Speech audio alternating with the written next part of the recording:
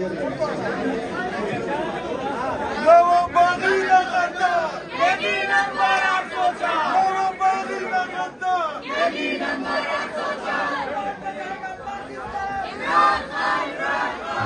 الرحمن الرحیم ایاک نعبد و ایاک نستعین جب اپنا قافلہ آزمائے یقین سے نکلے گا جہاں سے چاہیں گے رستہ وہی سے نکلے گا وطن کی گود ذرا ایڑیاں رگڑنے دے مجھے یقین ہے کہ چشمہ یہی سے نکلے گا انشاءاللہ میں سندھ ہائی کورٹ بار کے تمام وکلاء کا حسیب بھائی کا اور ان کی تمام کیبنٹ کا آئی این ایف کی تمام عہدیداروں کا تمام یہاں پر موجود وکلاء کا انتہائی مشکور و ممنون ہوں کہ انہوں نے مجھے یہاں مدعو کیا اور مجھے خوشی ہے کہ میں آپ لوگوں کے سامنے ہوں اور یہاں پر اپنی بات آپ لوگوں کے سامنے رکھ سکتا ہوں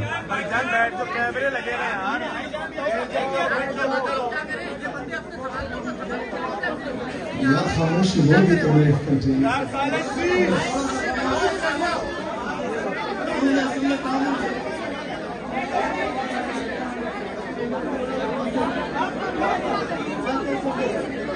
تھوڑی سی خاموشی کریں تاکہ یہ جو لوگ سننے کے لیے آئے وہ سنیں اور خیر تصویریں پھر بعد میں بھی کچھ دوستوں سے نکالیں.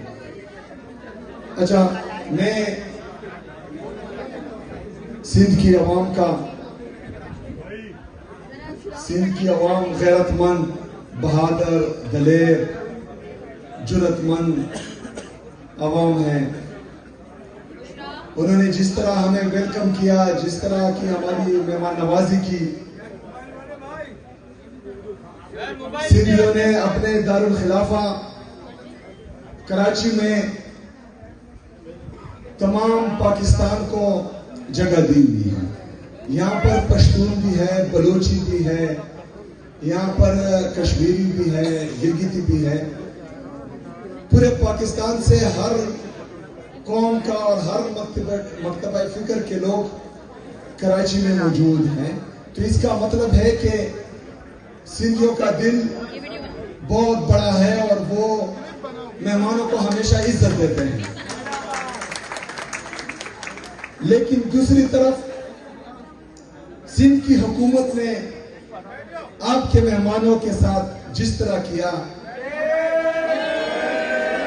جو انہوں نے سندھی اشرف اور سندھی ٹوپی کی بے حرمتی کی وہ آپ سب کے سامنے ہے اور میرے خیال میں ہر سندھی اس کی بھرپور الفاظ میں مذمت کرے گا. میرے معزز وکلاء صاحبان جس طرح کہ آپ جانتے ہیں اور مجھ سے آپ اچھی طرح جانتے ہیں کہ جو آئین اور قانون کے ساتھ کھلواڑ ہو رہا ہے اس میں صرف اداروں کا نہیں پورے پاکستان کا نقصان ہو رہا ہے. کیونکہ ایک طرف تو یہ جو ہے ہمارے نیشنل ایسٹس بیچ رہے ہیں پی آئی اے کو جو ہے انہوں نے آئل ایکس پر نیلام کر دیا لیکن یہاں پر آپ کے ساتھ جو ہے انصاف برائے فروخت لگا رہے ہیں. تو یہ انصاف برائے فروخت نہیں ہونا چاہیے. ہمیشہ سے پاکستانیوں کو یہی امید رہتی تھی کہ کچھ سرکاری افسران یا کچھ لوگ ہمارے ساتھ ظلم کر رہے ہیں ہمارے خلاف جو ہے سازشیں کر رہے ہیں تو چلے عدلیہ تو ہے وہ ہمیں انصاف دے گی عدلیہ ہمارے ساتھ کھڑی ہوگی.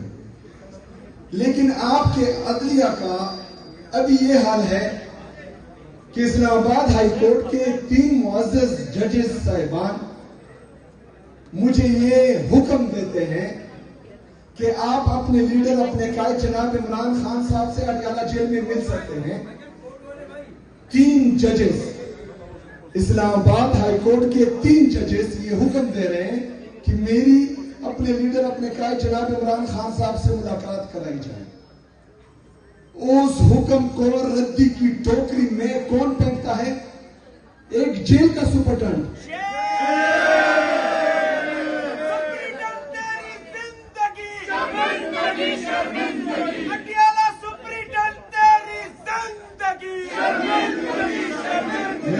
ساتھیوں یہ میری بیتوگیری نہیں ہے, یہ میری بے عزتی نہیں ہے, یہ آپ کے پیشے کی بھی بے عزتی ہے اور یہ عدلیہ کی بھی بے عزتی اور بیتوگیری ہے.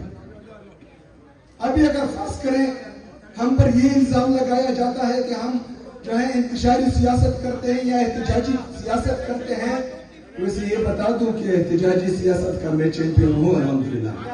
لیکن ہم جب احتجاجی سیاست میں جاتے ہیں جس کی اجازت ہمیں آئین اور قانون دیتا ہے, تو ہم تمام اپنے آئینی قانونی راستے اختیار کر چکے ہوتے ہیں. میں جب وزیر اعلیٰ بنا, میں نے پنجاب حکومت کو لیٹر لکھے, میں نے مرکزی حکومت کو لیٹر لکھے, میں نے چیف جسٹس اسلام آباد ہائی کورٹ کو لیٹرز لکھے, میں نے چیف جسٹس آف پاکستان کو لیٹرز لکھے کہ میرا لیڈر, میرا قائد جناب عمران خان صاحب جیل میں ہیں اور وہ پاکستان کا سب سے قبول اور مقبول ترین لیڈر ہے, اور اس کی وجہ سے اللہ تعالیٰ نے مجھے یہ منصب دی ہے, تو میں چاہتا ہوں کہ میں اس سے ملوں اور اسے پالیسی گائیڈ لائنز دوں. لیکن کسی نے بھی جو ہے میری نہیں سنی. اب اگر فرض کریں حکومت تعاون نہیں کر رہی جو جعلی طریقے سے آئی ہوئی ہے, عدلیہ ہمارے ساتھ تعاون نہیں کر رہی, چیف جسٹس اسلام آباد ہائی کورٹ تعاون نہیں کر رہا, 1.5 گھنٹہ ایک صوبے کا چیف ایگزیکٹو اس کے چیمبر میں باہر بیٹھا رہا, لیکن اس نے جو ہے مجھ سے ملاقات نہیں کی. میں نے چیف جسٹس آف پاکستان کو 3 کالز کیے, ایک بھی کال کا مجھے جواب نہیں آیا. میں نے لیٹرز لکھے, ایک لیٹر کا بھی جواب نہیں آیا. تو میرے پاکستانیوں, جب تمام راستے ہمارے ساتھ بند ہو جاتے ہیں اور ہمیں دیوار سے لگایا جاتا ہے, تو ایک ہی آپشن پہ رہتا ہے اور وہ احتجاج کا ہے. اس کی اجازت بھی آئین اور قانون ہمیں دیتے ہیں. لیکن یہ تو ہماری جدوجہد ہے جو جانی ہے. آپ لوگوں کی کیا ذمہ داری ہے؟ آپ لوگوں کی یہ ذمہ داری ہے کہ عمران خان صاحب اگر حقیقی آزادی کی جنگ لڑ رہا ہے تو اس میں آزاد عدلیہ کی بحالی بھی ہے. آزاد عدلیہ کی بحالی تب تک ممکن نہیں ہوگی جب تک آپ لوگ کڑے نہیں ہوں گے. اور میں نے سنا ہے جتنی بھی تحریکیں چلی ہیں اس میں سندھ ہائی کورٹ بار کا اہم کردار رہا ہے, اور میں چاہتا ہوں کہ اس دفعہ یہ کریڈٹ آپ کو ملے. آپ لوگ کڑے ہوں, جو آئین کی پامالی ہو رہی ہے, جو آئین کے ساتھ مذاق ہو رہا ہے, میں آپ کو اس بات کی گارنٹی دیتا ہوں کہ میں آپ لوگوں کے ساتھ کھڑا ہوں گا انشاءاللہ تعالی.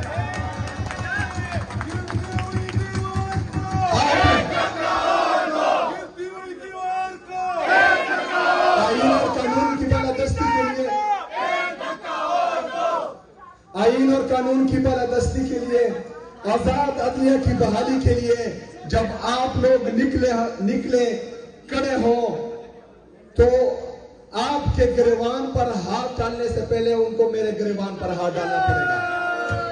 آپ پر گولی چلانے سے پہلے اس کو جو ہے میرے سینے پر گولی چلانی پڑے گی.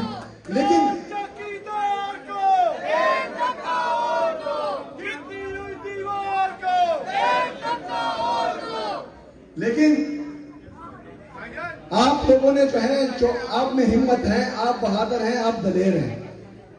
اللہ تعالیٰ قرآن مجید میں فرماتا ہے کہ زندگی اور موت میرے ساتھ ہے, عزت اور ذلت میرے رب کے ساتھ ہے, رزق میرے رب کے ساتھ ہے. تو پھر ہم کیوں ڈرے, کس سے ڈرے, کیا وجہ ہے کہ ہم ان کے خلاف نکلتے نہیں ہیں, لڑتے نہیں ہیں. ہم نے اپنے حقوق کے لیے کھڑا ہونا ہے. ہمارے لیے کسی طارق بن زیاد یا محمد بن قاسم نے نہیں آنا. ہم نے خود اپنی جنگ لڑنی ہے, ہم نے خود طارق بن زیاد بننا ہے, ہم نے خود محمد بن قاسم بننا ہے. تب یہ ممکن ہے کہ ہم حقیقی آزادی کی جدوجہد جیت سکے. اس کے بغیر ناممکن ہے. اگر ہم یہ چاہتے ہیں کہ گھر میں بیٹھ کر آزادی ہمیں پلیٹ میں ملے, یہ نہیں ہو سکتا. اور ان کا یہ وتیرہ رہا ہے کہ آپ جتنا دبتے ہیں یہ دباتے ہیں, آپ جتنا دبیں گے یہ آپ کو دبائیں گے. یہ جتنی بھی غیر آئینی اور غیر قانونی کام کریں گے آپ آواز نہیں اٹھائیں گے, یہ مزید کریں گے. لیکن قوم کو آپ لوگوں سے امیدیں ہیں, قوم لوگ آپ کی طرف دیکھ رہی ہے، ہم آپ کی طرف دیکھ رہے ہیں، کیونکہ آپ دیکھ رہے ہیں کہ ہم پر جعلی کیسز ہو رہے ہیں۔ باقی جو وزیر اعلیٰ صاحبان ہیں، ایک اس میں جو ہے صاحبہ بھی ہے، ان کو جو ہے سرکاری پروٹوکول ملتا ہے۔ پاکستان ایئر لائنز اور جو ایئر فورس کے جہازز ہیں ان کو پاکستان میں بھی گھماتے ہیں، پاکستان سے باہر بھی لے کے جاتے ہیں، لیکن دوسری طرف ایک صوبے کے وزیر اعلیٰ کا پاسپورٹ انہوں نے بلاک کیا ہوا ہے۔ ایک ادارے کا ترجمان آتا ہے، پریس کانفرنس کرتا ہے، وہ تمام وزراء اعلیٰ کے گن گاتا ہے، ان کے لیے جو ہے اچھے اچھے الفاظ استعمال کرتا ہے، لیکن خیبر پختونخوا کے وزیر اعلیٰ کے خلاف جو ہے وہ سازش کرتا ہے، اس کی ویڈیوز چلاتا ہے۔ یہ امتیازی سلوک ہے، یہ ایک صوبے کے وزیر اعلیٰ کے ساتھ، صوبے کے عوام کے ساتھ، 4.5 کروڑ لوگوں کے ساتھ یہ ظلم ہے، یہ ان کے خلاف سازش ہو رہی ہے، ان کو جو ہے اکسایا جا رہا ہے کہ وہ کوئی غلط قدم اٹھائے۔ لیکن ہم پرامن قوم ہیں، ہمیں ہمیشہ ہمارے لیڈر، ہمارے قائد جناب عمران خان صاحب نے پرامن جدوجہد کا کہا ہے، وہ ہم کرتے رہیں گے۔ اگر یہ ہمیں اکساتے ہیں اکسائے، ہم نے بندوق نہیں اٹھانی، ہم نے قلم اٹھانا ہے، ہم نے آئین اور قانون کے دائرے میں رہ کر انشاءاللہ تعالیٰ ان کا مقابلہ کرنا ہے، اور ہر اس بات پر ان کے خلاف کھڑا ہونا ہے جس سے میرے پاکستان کو، میری قوم کو نقصان ہو۔ انشاءاللہ تعالیٰ آپ مجھے ان کے سامنے دیکھیں گے انشاءاللہ تعالیٰ۔ ہم تمہارے ساتھ ہیں۔ ایک ریاست دو دستور، نامنظور، نامنظور۔ ایک ریاست دو دستور، نامنظور، نامنظور۔ ایک ریاست دو دستور، نامنظور، نامنظور۔ گرتا ہے دیوار پر، ایک دھکا اور دو۔ گرتی ہوئی دیوار پر، ایک دھکا اور دو۔ چار چوکیدار کو، ایک دھکا اور دو۔ میرے پاکستانیوں،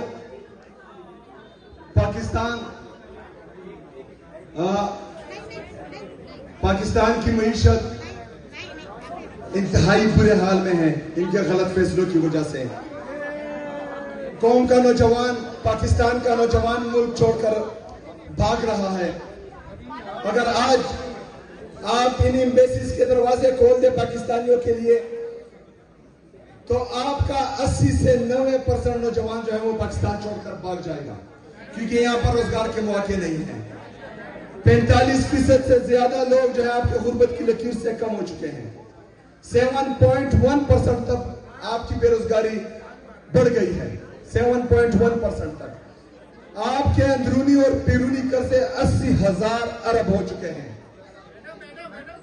میرے پاکستانیوں، ان کو اس ایک چیز کی بھی فکر نہیں ہے، ان کو صرف اپنا اقتدار بچانا ہے، انہوں نے صرف اپنے جیب بھرنے ہیں، انہوں نے باہر جزیروں اور فلیٹس خریدنے ہیں۔ ہمارا جینا مرنا پاکستان میں ہے، ہمارا بچوں کا مستقبل پاکستان میں ہے۔ ہم نے اپنے لیے، اپنے بچوں کے مستقبل کے لیے کھڑا ہونا ہے، ہم نے ان کا راستہ روکنا ہے، ان سے سوال کرنا ہے۔ یہ پابند ہے کہ یہ ہمیں جواب دیں، لیکن صرف ایک دفعہ پوری پاکستانی قوم کھڑی ہو گئی تو انشاءاللہ تعالیٰ طاقتور سے طاقتور بھی جو ہے ہمیں جواب دے ہوگا انشاءاللہ تعالیٰ۔ ہم اپنی کی آزادی کی جدوجہد میں